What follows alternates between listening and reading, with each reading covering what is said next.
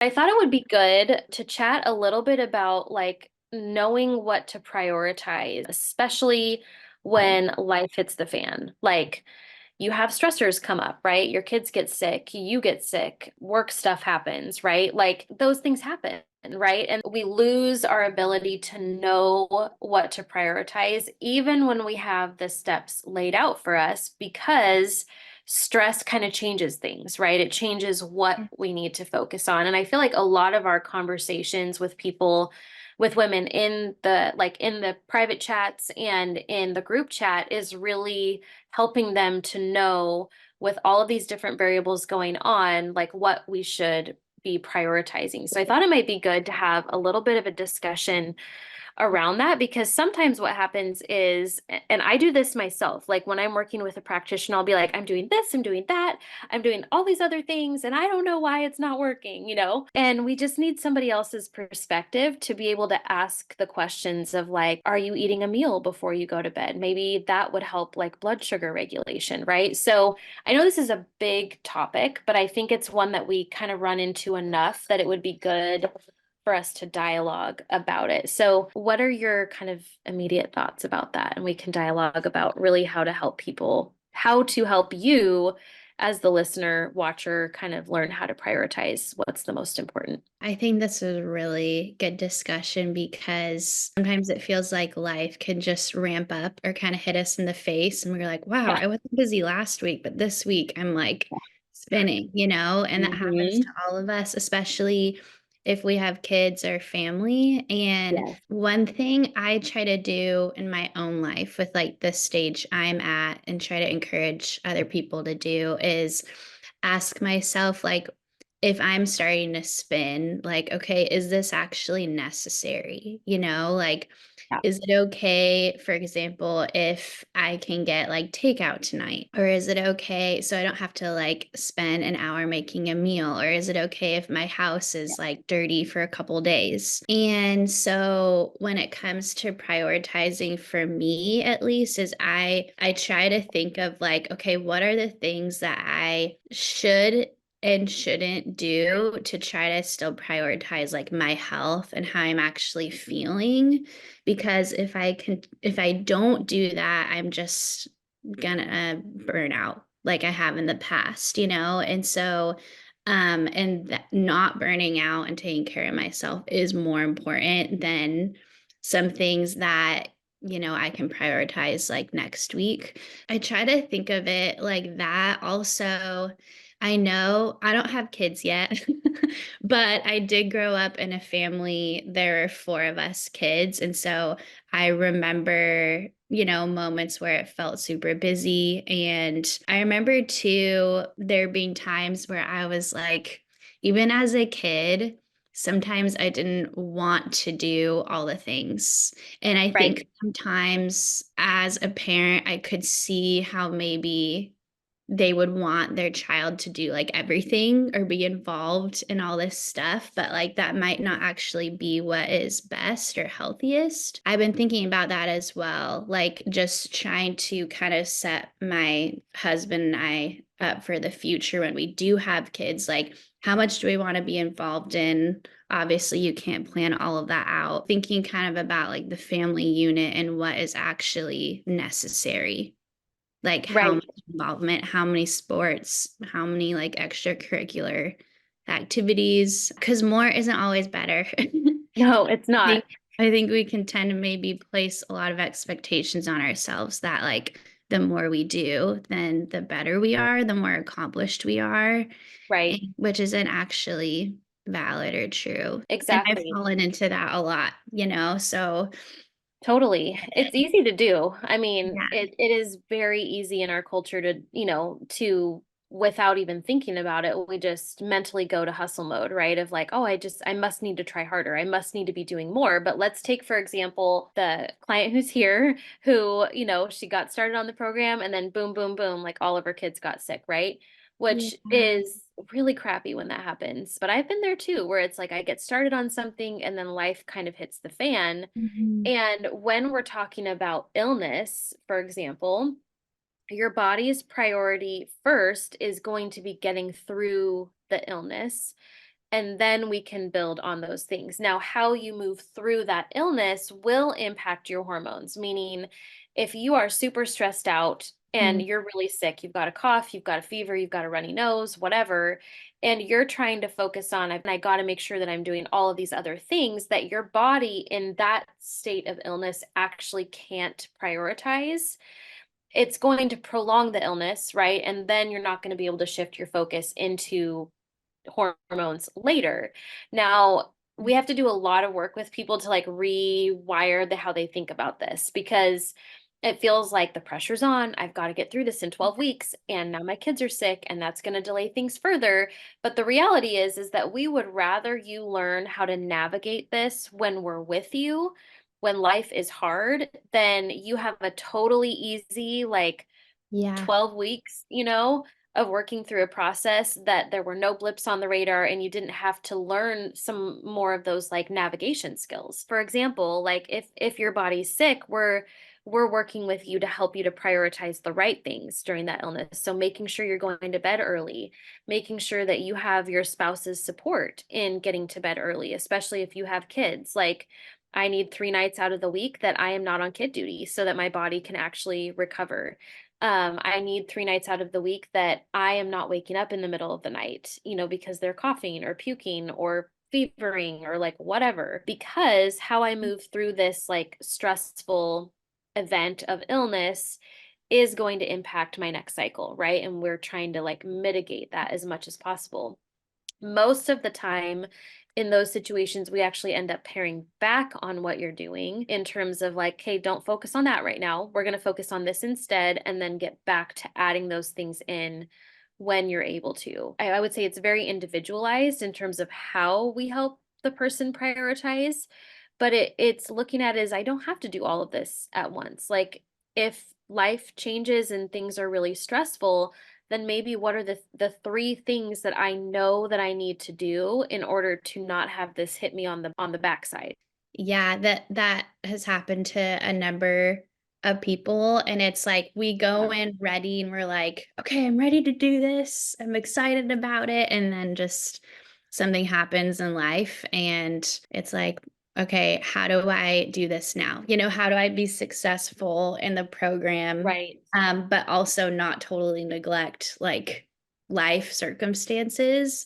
Right. And that's kind of just like a continual process. And so I love what you said about how it's not a negative thing. It can be a positive thing for people to go through the program when their life isn't like super easy and, Yes. they have all the time in the world, because chances are that in life, later on, we're going to have to continue to choose what our priorities are. Right. And what is it that like a smooth sea doesn't make for a great sailor? What is that Oh, phrase, yeah. right? So like a rough sea makes a great sailor, right? And with hormones, like we know that those outside external stressors really do impact our hormones. Like you can be the best supplement taker and the best like I'm going to take my probiotics and I'm going to eat my greens and I'm going to like eat all the foods I'm supposed to be eating to nourish my hormones. But if you're not managing your external stressors and how you move through them, you might only get like 70% improvement. So learning how to navigate those external stressors is really, really important. And the other thing that I was kind of a common scenario that happens is when somebody's, because we focus primarily on like nutritional foundations, right? So like what foods to be eating for specific phases of hormone healing or hormone balancing. My automatic resistance to that would be like the instant thought in my head is I am not cooking more meals for my family. I am not cooking 2 dinners. Like Yeah. I am not cooking 2 lunches. I will not cook 2 breakfasts. And like that's just the end of it. Like we have to make everything from scratch as it is. So like doing more of that is like instant, like I Yeah. just have an instant reaction to it, which is very common. A lot of women also have that instant reaction, right? But within that, it's like, no, no, no. we got to move through that mind block, right? Of doing more. You don't have to actually do more. We can keep this really, really, really simple. In my head, I'm thinking like my kids won't even, like half the time they don't even eat the vegetables I make for them. And so, how am I going to deal with the emotional response of, I made this big dinner and I'm really trying to nourish my body. And I only, focused on making a side of vegetables, like an additional side of vegetables for myself that was super easy to whip together, right? So it didn't take a ton of Mhm. effort. I'm not going to then make my priority and my goal that my family has to eat this too, because I'm going to set myself up for failure instead of success. Wow. Instead, I'm going to provide the opportunity of if they want to eat this too, they can. And if not, great. I have leftovers for the rest of the week for my Yeah. vegetables, you know? But I think that is one that we've seen kind of a mental roadblock that we've seen come up that they feel like they should be prioritizing getting the whole family to eat healthy, right? Or getting the whole family to make these changes. And that is going to look very different for every family because your readiness is going to be different, right? Mhm. So that's another thing. When we're looking at prioritizing, we want to make sure that we're prioritizing the right thing. Another thing within that is making sure that you're not prioritizing perfection because that will not happen. It will not happen. Yeah. So let's talk a little bit about that because I feel like you've had a lot of conversations in the last month about like, wait a second, like you're going into like perfection zone. Let's come back from that because there is still that belief that I have to do it perfectly, otherwise I'm not going to get results. And so then as soon as we don't do it perfectly, right? We don't get the right greens in, we don't get the right stress management in, we didn't take care of our sleep, like then we're just like, well, my period's gonna suck. I might as well eat donuts. Right. And that's not which we're not anti-donuts here. Like you can have a donut. Have a Yeah, donut. I kind of I try to have this rule of thumb for myself because I can tend to slip into that easily. I try to think of it more as like, okay, I don't want to give myself all of these rules, right? Because then it's not going Yes, to be fun. And then I'm just going to feel stressed, which my body's going to take that on, right? And impact. totally. And then, if I don't get all those rules right, then I'm just going to end up feeling like I'm failing and I want to give up. And so instead of thinking about it in the sense of like, hey, here are all these things I have to do, here are all these rules I need to do to get it right, I try to think of it more along the lines of like, what is my body needing? And how can I, give it what it needs? And so Yeah. it takes time to kind of switch that over in your brain. But when I think of it from that perspective, then it's coming from a place of love and not fear. And Yeah. then, if I mess up or if I don't do it like perfectly one day, I'm just like, okay, well, I did my best and tomorrow's a new day because it's like that with everything in life, really, Yeah. like we just do what we can. And on the days where, I'm not able to do all the things, I try to prioritize and think like, okay, what are the things I can do today? And Yes. then be proud of myself for that.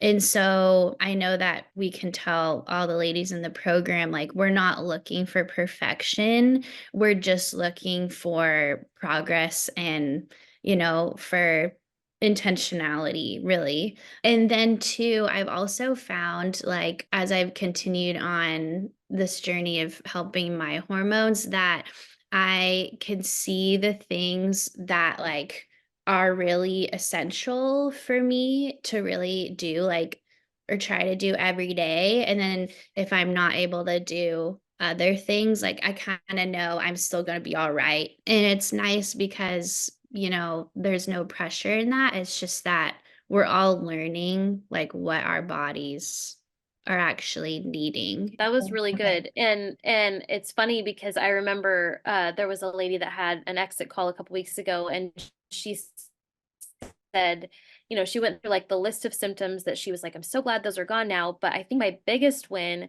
is actually getting rid of that perfectionist mindset. And I didn't Wow. realize like how much I was sabotaging myself in all of these other areas because I felt like I had to do it perfect. And so then when life doesn't let me do that, I just give up. And so I thought that was funny because it's not like that's not an outcome that we promise everybody, right? We're not like, and you'll come out of Mhm. this without any black or white thinking. Yeah. But when that is the roadblock to you doing what you need to be doing, like that's, that's important that we address that. And, the other big thing that we really want women to experience, by the end of that time is really knowing your body, knowing what it's trying to tell you, and really paying attention to that. And then giving yourself grace for the seasons that are a little bit messier and a little bit like wonkier and just more discombobulated than we'd like them to be, because that's a reality too. And so I love what you shared about that. And I think it's a lot of, a lot of fine tuning along the way. Like we lay out the roadmap, but then for every single person, that's going to look different as far as what you need to prioritize in which season. For example, we had a couple weeks ago during the snowstorm, my husband got a respiratory infection and then ended up in the ER because he had a heart arrhythmia from it. And I was like, okay, like the only two things I can really prioritize right now today, like I'm not going to get like I'm kind of stuck here and the only food available is like a vending machine that had no food that even had like allergy friendly food, but I had brought jerky and fruit and like some other stuff to kind of like get me through however long we were going to be there. And I'm like, all I can prioritize today is like managing my stress, making sure that I'm hydrated, and making sure I'm getting enough protein. Like Yeah. those are my goals for today. Making sure that I am well cared for. Everything else does not matter. Like, not going to get those other things in. I can make up for those like when I get home. But like right now, that's not an option. So how can I prioritize, the right things under this particular situation? And I think realizing, that just comes from a lot of practice, right? A lot of practice with your hormones and a lot of learning to kind of step back and pay attention. The other thing, too, that I think we notice is that when we are working with you to get rid of that perfectionism and to learn to prioritize the right things, most of the time they're able to look back and be like, oh, I am making progress in these 5 areas. I just thought for some reason I had to work harder. And it doesn't have to be that way. I think in life, one of the biggest things I've learned just in general in life is that it doesn't all have to, like, we really don't have to do it all to be okay. In every season, I'm just going to be constantly reevaluating, like, what is the most important thing for me right now and doing just that thing, right? Or the two or three things that I need.